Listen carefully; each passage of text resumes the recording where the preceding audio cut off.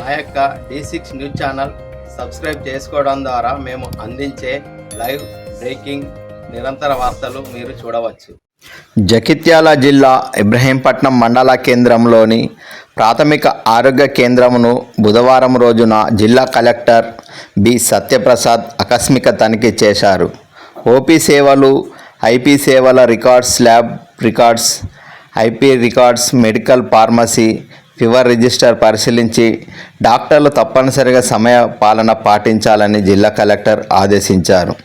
ఆసుపత్రిలో వైద్య సేవలను గురించి నేరుగా పేషెంట్లను అడిగి తెలుసుకున్నారు.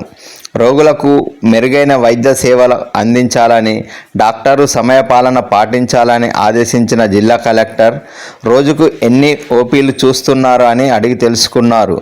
రోగులకు డైట్ ఫుడ్, పాలు, ఇడ్లీ, బ్రెడ్, ఫ్రూట్స్, పోషక పదార్థాలు అందించాలని, వర్షాకాలం సీజన్ వ్యాధులు, డెంగ్యూ, మలేరియాపై అప్రమత్తంగా ఉండాలని సూచించారు. ఆరోగ్య కేంద్రంలో ఆవరణలో పేషెంట్ల గదులను శుభ్రంగా ఉండేలా చూడాలని, పరిసరాలు శుభ్రంగా పాటించాలని సూచించారు.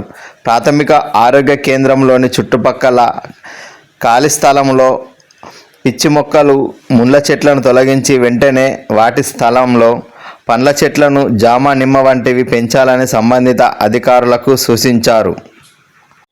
కలెక్టర్ వెంట డిఎంహెచ్ఓ డాక్టర్ ప్రమోద్ కుమార్, ఇబ్రహీంపట్నం మండల తహసీల్దార్ బిఎస్ఎస్ వరప్రసాద్, ఎంపీడీఓ రామకృష్ణ మరియు సంబంధిత అధికారులు పాల్గొన్నారు.